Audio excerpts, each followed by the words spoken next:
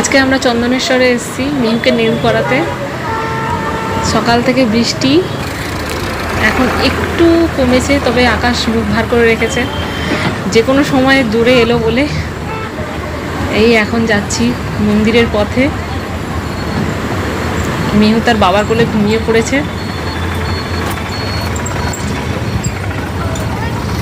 এই আমরা চলে এসেছি মন্দিরের কাছে।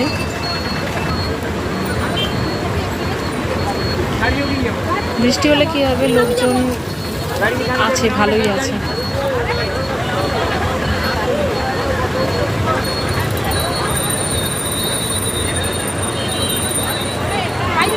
এই সময় শুনেছি খুব ভিড় হয়, তবে আজকে বৃষ্টির জন্য হয়তো অতটা ভিড় নেই।